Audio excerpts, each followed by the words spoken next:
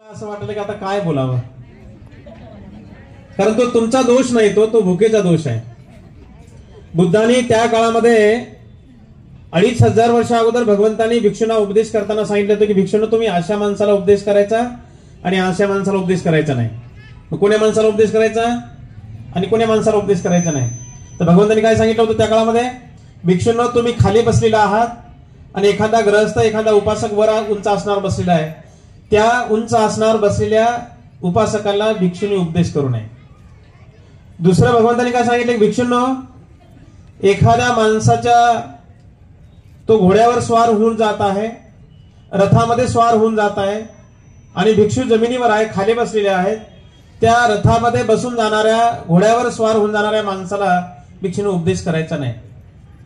परत भगवंतांनी सांगितलं की भिक्षूंनो ज्या माणसाच्या हातामध्ये विळा आहे, कुऱ्हाड आहे, तलवार आहे, भाला आहे, अशा माणसाला सुद्धा तुम्ही उपदेश करू नका.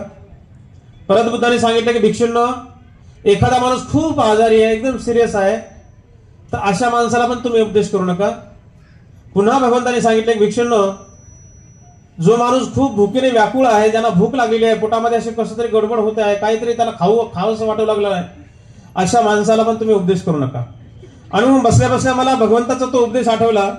आता तर भुकीची वेळ झाली, सकाळी 11 वाजेपासून तुम्ही बसलेला आहात, बाजूला एकेल्या घरामध्ये स्वयंपाक पूर्ण तयार झालेला आहे, त्या तव्यावरती अशा मोठमोठ्या पोळ्या त्यांनी टाकलेल्या आहेत, वांग्याची भाजी तयार झालेली आहे, भात सुद्धा तयार झालेला आहे.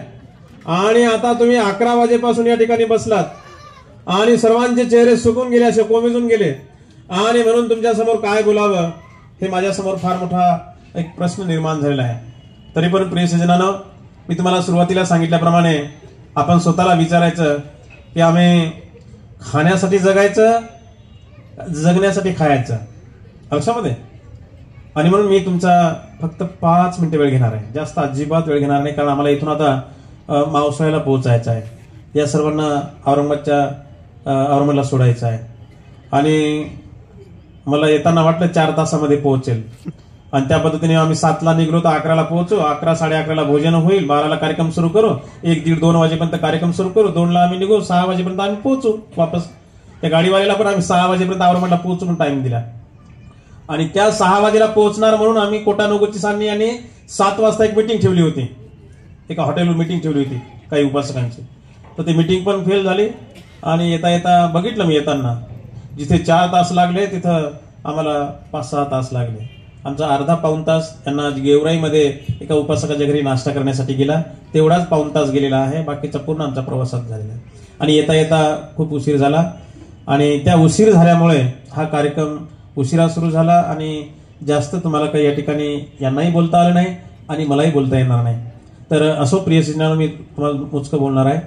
तर जगाला ज्यांनी सुखशांती, मानवतेचा, दुःखमुक्तीचा संदेश दिला. आता इकडे बघा, पाठीचा कणा ताट ठेवा जरा, असा मान सरळ ठेवा जरा. तुम्ही का असे कमरेमधून ढिल्या बसला तरी बसला. कमरेमधून ढिल्या बसल्यानंतर माणसाचं मन आळशी होतं, आळशी.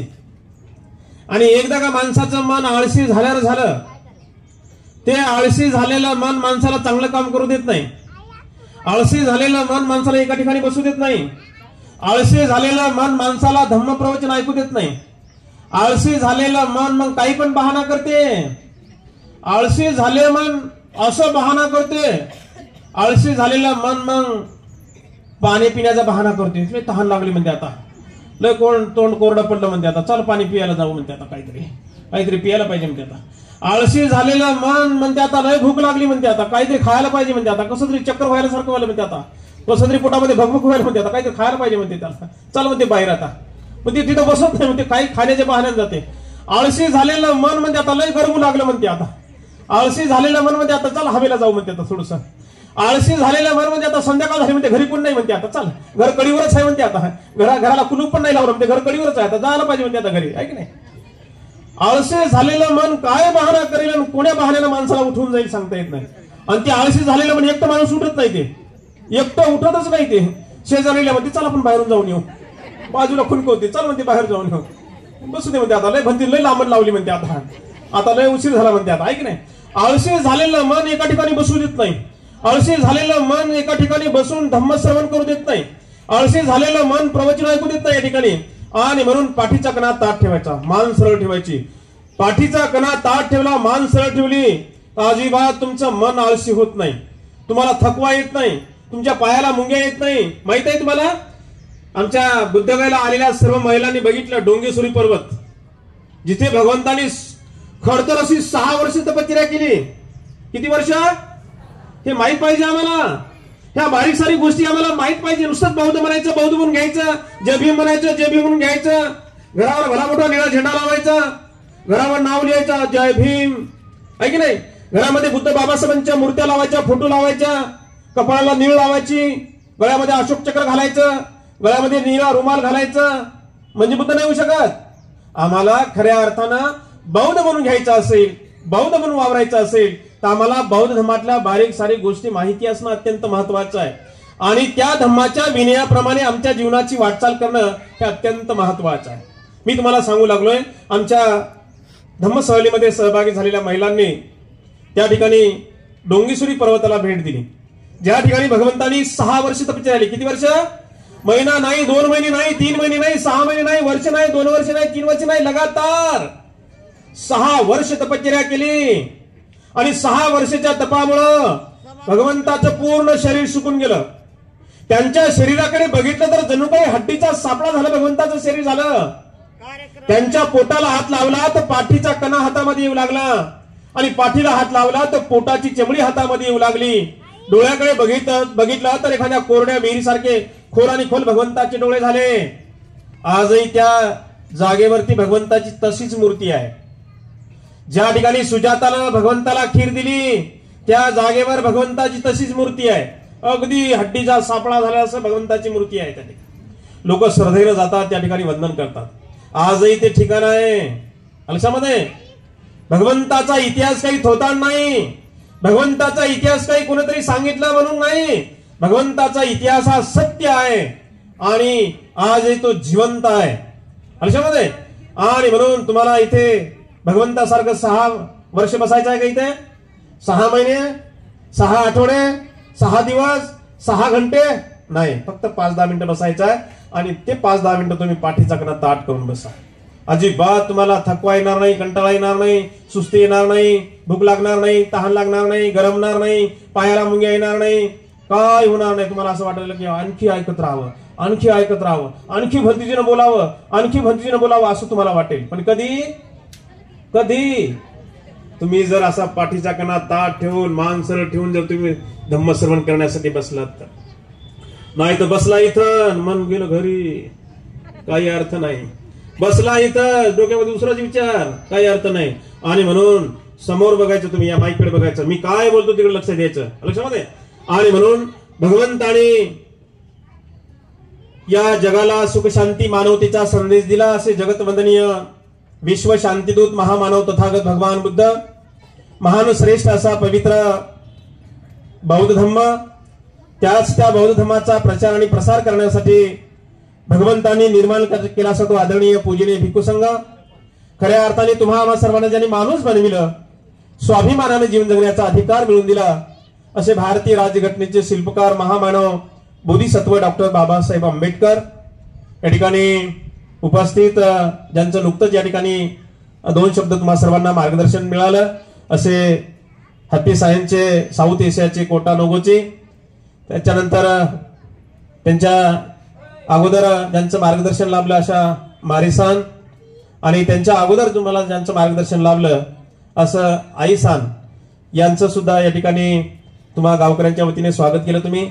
आजच्या या मंगलमय प्रसंगी सर्व उपस्थित श्रद्धावान बौद्ध उपासक उपासिका माता भगिनी बांधवांनो, प्रिय सज्जनांनो, बोलण्यासारखं तर खूप आहे.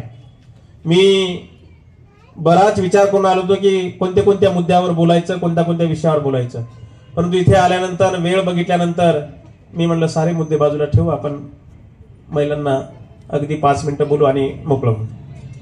तर आपण धम्मस्थलीमध्ये वैशाली बघितली. वैशाली ज्या ठिकाणी आम्रपालीनं भगवंताला आम्रवन भिक्खू संघाला दान दिलं, ज्या ठिकाणी भिक्खुनी संघाची स्थापना झाली, ही वैशाली आजही आहे त्या ठिकाणी.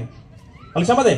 त्या ठिकाणी भगवंताचा अस्थिधातू आहे त्या ठिकाणी, आणि त्या ठिकाणी भगवंतांनी आपलं स्वतःचं महापरिनिर्वाण जाहीर केलं होतं. की आजपासून माझं 3 महिन्यांनी महापरिनिर्वाण होणार आहे. प्रिय सज्जनांनो, या जगामध्ये फक्त एकच महापुरुष सत्पुरुष होऊन गेले, जे की भगवान बुद्ध, ज्यांनी स्वतःच महापरिनिर्वाण, ज्याला आपल्या भाषेमध्ये ज्याला मृत्यू म्हणू, आपला स्वतःचा मृत्यू 3 महिने अगोदर सांगितला. लक्षामध्ये माघ पौर्णिमेला भगवंतांनी आपला मृत्यू जाहीर केला आणि बरोबर तिथून 3 महिन्यांनी वैशाख पौर्णिमेला भगवंताचं महापरिनिर्वाण झालं. आणि मग ज्या माघ पौर्णिमेला वैशालीमध्ये भगवंतांनी महापरिनिर्वाण केलं, जाहीर केलं, त्यानंतर भगवंताच्या अगदी सोबत असलेले, अगदी सावली समान, लक्षामध्ये ज्या आनंद भिक्षू होते, आनंद भिक्षू भगवंताचे एक पटशिष्य होते, सावली समान भगवंताच्या सोबत राहत होते, ते भिक्षू आनंद. या आनंद भिक्षूंनी श्रावस्तीला बोधिवृक्ष लावलेला आहे. तो बोधिवृक्ष आजही जिवंत आहे. त्या बोधिवृक्षाचं सर्व महिलांनी वंदन केलेलं आहे. त्या बोधिवृक्षाखाली सर्वांनी ध्यान केलेलं आहे. तो आनंद भिक्षू आनंद यांनी भगवंताला एक प्रश्न केला की भगवान, आपण स्वतःचं महापरिनिर्वाण जाहीर केलं, आपण काही दिवसानंतर आपण महापरिनिर्वाणाला जाणार आहात. आपल्या महापरिनिर्वाणानंतर आमचा शास्ता कोण? इकडे लक्ष द्या. कोण जाऊ लागलं तिकडे तिकडे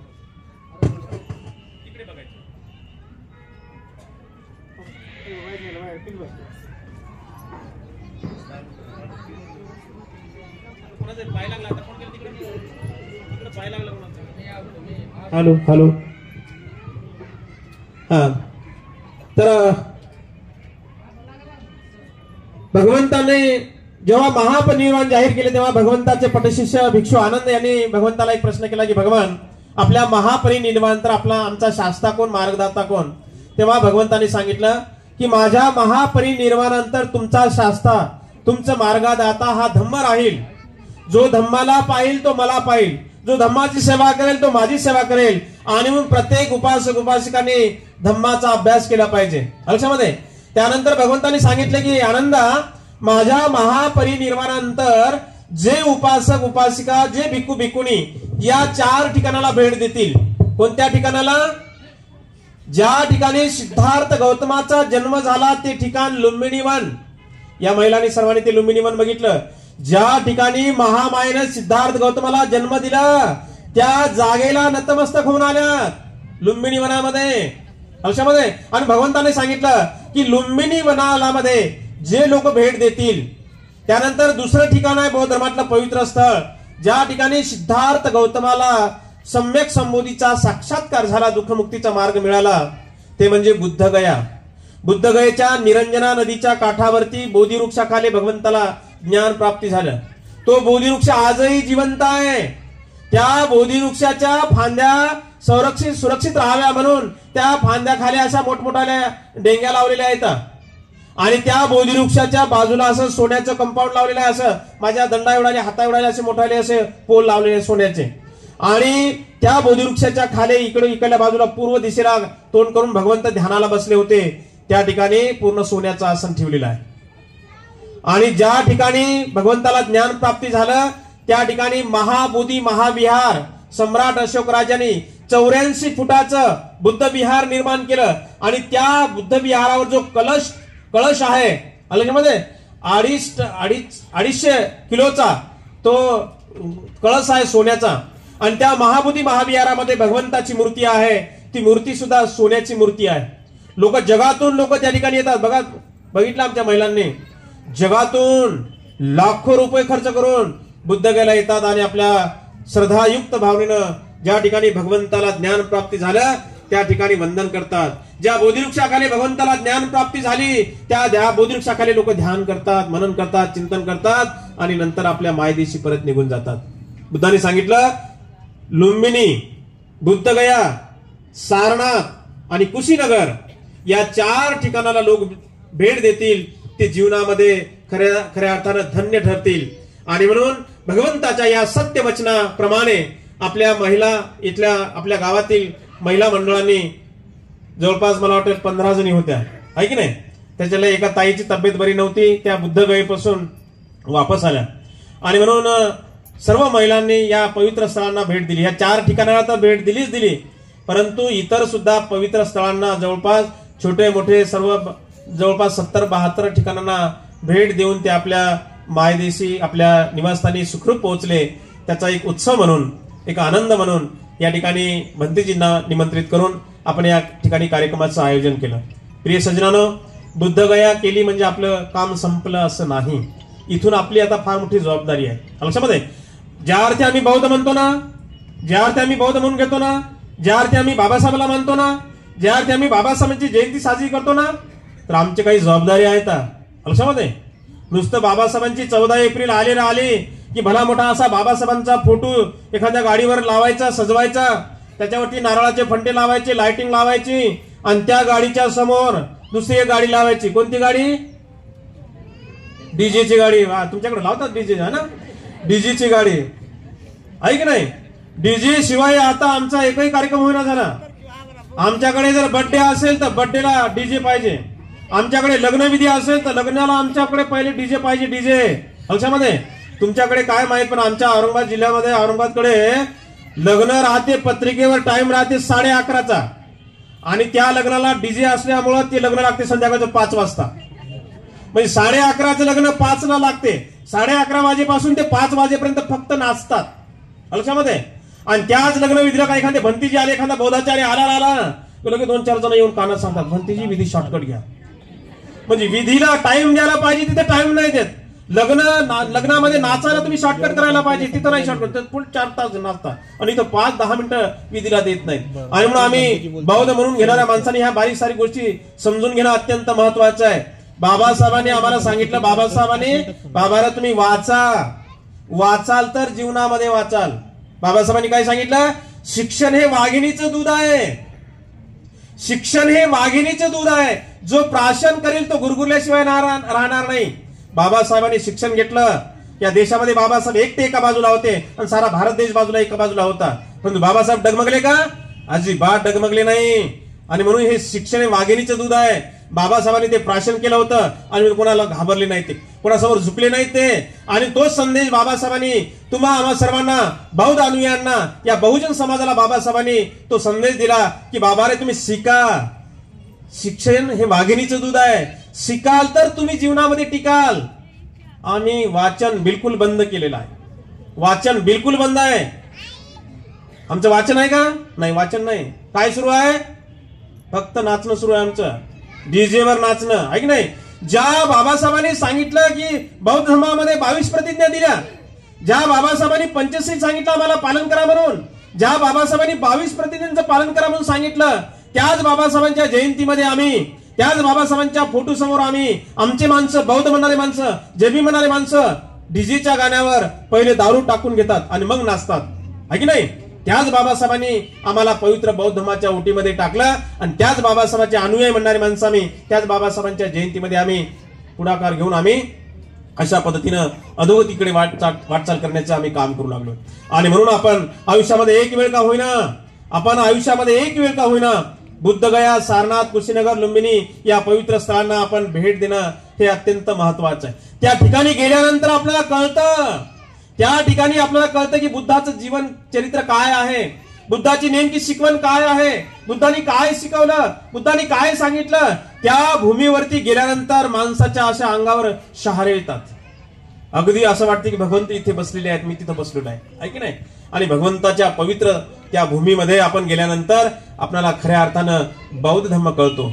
आणि म्हणून प्रिय सज्जन, माणसासोबत काही येत नाही. तुम्ही बांधाला बांध दाखवून 50 एकर जमीन घ्या, मजल्यावर मजला 5 मजली बिल्डिंग बांधा, बँकेमध्ये लाखो करोड रुपये बँक बॅलन्स करा, घरामध्ये किती सोनं चांदी तुम्ही बांधून ठेवा. हे सारं चोराचं धन आहे. हे सारं धन वादळानं नष्ट होऊ शकते. हे सारं धन अग्नीनं जळून जाऊ शकते. हे धन पाण्याने वाहून जाऊ शकते. हे धन चोर चोरी करून घेऊन जाऊ शकतात. हे चोर या धनामध्ये वाटेदार, हिस्सेदार होऊ शकतात. परंतु माणसानं केलेलं सत्कर्म, पुण्यकर्म हे कदापि नष्ट होत नाही. आणि म्हणून आपण आपल्या जीवनामध्ये दररोज सकाळ आणि संध्याकाळ आपण नित्य नियमानं बुद्ध विहारामध्ये येऊन आपण शील ग्रहण केलं पाहिजे, वंदना ग्रहण केली पाहिजे. लक्षामध्ये बाबासाहेबांनी दिलेल्या 22 प्रतिज्ञांचं आपण काटेकोरपणे पालन केलं पाहिजे आणि आयुष्यामध्ये एक वेळ का होईना आपण बुद्धगया धार्मिक धम्म सहलीला आपण वंदन करण्यासाठी त्या ठिकाणी पवित्र स्थळांना भेट देण्यासाठी गेलो पाहिजे. आपण लोक जगातून विमानानं लाखो रुपये खर्च करून त्या ठिकाणी येतात, त्या ठिकाणी नतमस्तक होतात, त्या ठिकाणी ध्यान करतात, वंदना ग्रहण करतात, सील ग्रहण करतात आणि अगदी श्रद्धायुक्त भावनेनं आपल्या मायदेशी परत निघून जातात आणि आयुष्यभर मरेपर्यंत धम्म आचरण करून शुद्ध जीवन जगून विकारमुक्त जीवन जगून पवित्र जीवन शुद्ध जीवन जगून आपला शेवटच्या क्षणापर्यंत आपलं जीवन व्यतीत करतात. आणि म्हणून आपण सुद्धा आपल्या जीवनामध्ये सार जागचं जागेवर राहते, काही सोबत येत नाही. तुम्ही जेवढं कुशल कर्म कराल, सत्कर्म कराल, भगवंताच्या काळामध्ये राजा बिंबिसार होऊन गेला, अनाथपिंडक होऊन गेला, सुजाता होऊन गेली, विशाखा होऊन गेली, सुकेशनी होऊन गेली, अम्रपाली होऊन गेली, अलीकडल्या काळामध्ये सम्राट अशोक राजा होऊन गेला. या लोकांनी अशा प्रकारचं धम्म आचरण केलं, धम्माचं काम केलं, धम्माचं पालन केलं, धम्म कार्याला हातभार लावला आणि आपलं जीवन व्यतीत केलं. हे लोक आजही इतिहासामध्ये जिवंत आहे. हे सर्व लोक निघून गेले शरीराने. त्या काळातील बुद्ध निघून गेले, बुद्धाचा भिक्खू संघ निघून गेला, त्या काळाला 2500 वर्ष लोटले, परंतु आजही ते लोक जिवंत आहेत. जोपर्यंत हे पृथ्वी सूर्य चंद्र तारे आहेत तोपर्यंत या लोकांचं नाव इतिहासामध्ये जिवंत राहणार आहे. आणि म्हणून प्रिय सज्जनांनो, आपण आपल्या आयुष्यामध्ये धम्म आचरण करा, धम्माचं पालन करा, नेहमी धम्म कार्याला हातभार लावण्याचं काम करा, बाबासाहेबांच्या कार्याला पुढे नेण्याचं काम करा. बाबासाहेबांचे आपल्यावर फार मोठे उपकार आहेत. बाबासाहेबांनी 18 तास अभ्यास करून एका पावाच्या तुकड्यावरती अर्ध उपाशीपोटी राहून केवळ आणि केवळ तुम्हा आम्हा सर्वांना स्वाभिमानाने जीवन जगता यावं म्हणून, तुम्हा आम्हा सर्वांना ताठमानेने जीवन जगता यावं म्हणून बाबासाहेबांनी अहोरात्र प्रयत्न केला. बाबासाहेब नसते तर आपले जनावराच्या पलीकडे हाल असते. लक्षामध्ये. आणि आज जे काही आहे आपण हे फक्त आणि फक्त बाबासाहेबांची पुण्याई आहे. आपण खातो तो घास आणि घेतो तो श्वास, हे जर कोणाची पुण्याई असेल ते फक्त आणि फक्त बाबासाहेबांची पुण्याई आहे. आणि बाबासाहेबांचा त्याग आपण लक्षामध्ये घ्या. बाबासाहेबांनी जो धम्म दिला त्या धम्माच्या विनयाप्रमाणे आपल्या जीवनामध्ये वाटचाल करा. तो धम्म पुढे नेण्यासाठी आपण हातभार लावा. आजच्या या मंगलमय प्रसंगी आपला जास्त वेळ घेता मी इथेच थांबतोय. सर्वांच्या प्रती मंगल कामना व्यक्त करतोय. सर्वांच्या प्रती मंगल कामना व्यक्त करून भगवंताच्या पाली आणि बुद्ध वचनातून तुम्हा सर्वांचं मंगल हो, तुम्हा सर्वांचं कल्याण हो, तुम्हा सर्वांचं हित हो, तुम्हा सर्वांच्या जीवनामध्ये सुख शांती समाधान आयुष्य आरोग्य संपत्ती बल प्राप्त होत राहो. तुम्हा सर्वांना दीर्घ आयुष्य लाभो. तुम्हा सर्वांच्या ज्या काही मनोकामना आहेत त्या पौर्णिमेच्या चंद्रमाप्रमाणे परिपूर्ण होत राहो अशी उदात्त मंगल कामना व्यक्त करतो. आणि जाता जाता त्या ठिकाणी मी माझे 2 शब्द समाप्त करतोय. मना सर्वांनी साधू साधू साधू. बुद्धं नमामि, धम्मं नमामि, संघं नमामि. या ठिकाणी एक छोटासा कार्यक्रम बाकी राहिलेला आहे. या ठिकाणी जेवढे महिला मंडळ बुद्धगयेला गेल्या होत्या त्या बुद्धगयाच्या महिला मंडळांनी या ठिकाणी बंदीजीसाठी एक चिवरदान आणलेलं आहे. ते महिला मंडळाच्या वतीने चिवरदान होईल. चिवरदान झाल्यानंतर तुम्हाला काही 1-2 सूचना दिल्या जाईल आणि त्यानंतर हा कार्यक्रम संपेल. भोजन घेतल्याशिवाय कोणी जाऊ नये अशी सर्व उपासकांच्या वतीने सर्वांना आग्रहाची विनंती आहे. जे उपासक उपासिका बुद्धगयेला गेल्या होत्या त्या वैयक्तिक चिवर आहे, कोणाचं वैयक्तिक सामुदायिक आहे ना, तर उपासकांना सूचना आहे की आपण समोर यायचं आहे, आपल्या हस्ते या ठिकाणी चिवरदान द्यायचं आहे भिक्खू संघाला.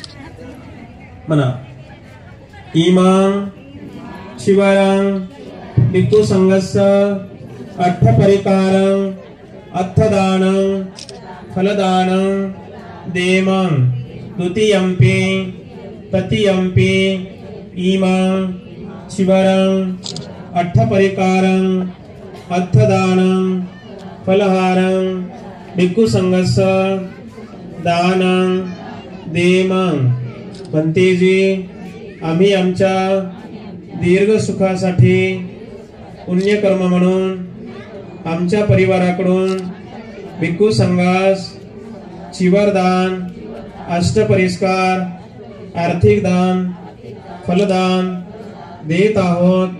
या दानाचा भिक्खू संघाने स्वीकार करावा असे आम्ही दुसऱ्यांदा तिसऱ्यांदा विनंती करतो. दानं ददन्तु सद्दायं शीलं रक्षन्तु सर्वदा भावनाभिरता हुन्तु गच्छन्तु देवतागता सभे बुद्धा बलपत्ता पच्चकानं च यं बलं अरहन्तानं च तेजेनं रक्षं वन्दामि सब्बसो आकाचट्टा च भूमट्ठा देवा नागा महिन्दिका पुण्यं तं अनुमोदित्वा चिरं रक्षन्तु बुद्धशासनं आकाचट्टा च भूमट्ठा देवा नागा महिन्दिका पुण्यं तं अनुमोदित्वा चिरं रक्षन्तु धम्मदेशनं आकाचट्टा च भूमट्ठा देवा नागा महिन्दिका पुण्यं तं अनुमोदित्वा चिरं रक्षन्तु त्वं परन्ति. बोला साधु साधु साधु.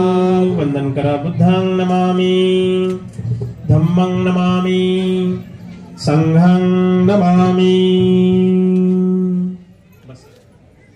अशा पद्धतीने या ठिकाणी संपूर्ण बुद्धगयेवरून आलेल्या उपासक उपासिकांच्या वतीने पूजनीय भिक्खू संघाला या ठिकाणी चिवरदान, अष्टपरिस्कार, फलदान, आर्थिक दान या ठिकाणी दिलेलं आहे. तर प्रिय सज्जनांनो, या ठिकाणी बुद्धगयेला आलेल्या आमच्या महिला मंडळाचं आम्ही फोनवरच सीट बुकिंग केले आणि फोनवर सीट नंबर दिल्या. आम्ही व्हॉट्सअपला सीट नंबर पाठवून दिला. गाडीत बसताना हे द्यायचे होते परंतु ते सीट नंबर ते राहूनच गेले. ते मी म्हणलं माझ्याकडे पडून राहण्यापेक्षा ज्याचे त्याला देऊन टाकू म्हणलं, म्हणून या ठिकाणी आणलेले आहेत. तर या ठिकाणी ज्याचे त्याच्या या ठिकाणी घेऊन जायचं आहे. दुसरी सूचना अशी आहे की या ठिकाणी हे मैत्रीय बुद्धाचं मैत्रीय बुद्धाचं या ठिकाणी एक पुस्तक आहे. मैत्रीय बुद्धाची शिकवण हे पुस्तक आहे. ज्यांना कोणाला पाहिजे असतील या ठिकाणी कोटा नगोची सान यांचं या ठिकाणाहून पुस्तक घेऊन जायचं आहे. आणि एक पोस्टर आहे, पोस्टर जे घरामध्ये मैत्रीय बुद्धाची शिकवण दिलेली आहे त्याच्यावरती ते पोस्टर सुद्धा या ठिकाणी घेऊन जायचं आहे. आणि एक महत्वपूर्ण अतिशय महत्वाचं धम्मपद नावाचं एक पुस्तक आहे. हे जीवनामध्ये अतिशय याच्यावरती सखोल याच्यावरती तत्वज्ञान आहे. पूर्ण बुद्धाचा संदेश या धम्मपदामध्ये आहे आणि पुस्तक अतिशय महत्वाचं आहे. ज्यांना कुणाला हे पुस्तक पाहिजे असेल या ठिकाणाहून हे पुस्तक मात्र पुस्तकाची 275 रुपये किंमत आहे लक्षामध्ये. आणि म्हणून आजच्या या कार्यक्रमाच्या निमित्तानं वरचे 75 रुपये मायनस केलेले आहेत. ज्यांना कुणाला हे पुस्तक पाहिजे असेल याच्यामध्ये संपूर्ण भगवंताचा मेन उपदेश आहे लक्षामध्ये. धम्मपद गाथा आहे, गाथेचा अर्थ आपलं पुण्य प्राप्त करून घ्यायचं आपल्या जीवनामध्ये, दान द्यायचं, दर्शन करायचं आणि सावकाशपणे बाजूला व्हायचं. सर्वांचं अभिवादन दर्शन वंदन झाल्यानंतर सर्वांनी इथे लाईन मध्ये भोजनासाठी बसायचं आहे. भोजन घेतल्याशिवाय कोणी जाऊ नये अशी सर्वांना आग्रहाची विनंती आहे.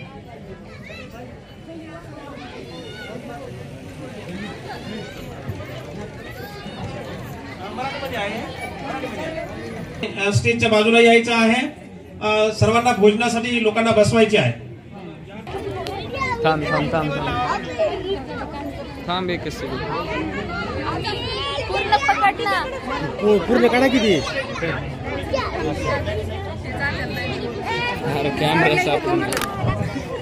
येत्या 10 डिसेंबर रोजी बुद्धगयाची धार्मिक धम्मशाला निघत आहे. ज्यांना कोणाला यायचं असेल त्यांनी नाव नोंदवायचं आहे. 32 सीट झालेल्या आहेत, 32 सीट. आपल्या जीवनामध्ये हे चिवरावर दान देणं, भिक्षूंना दान देणं, संघाला दान देणं हे फार मोठं पुण्यकर्म आहे. आणि म्हणून प्रिय सज्जनांनो, आपण या ठिकाणी धम्मदान देऊन आपण आपल्या जीवनामध्ये पुण्य लाभ करून घ्यावा.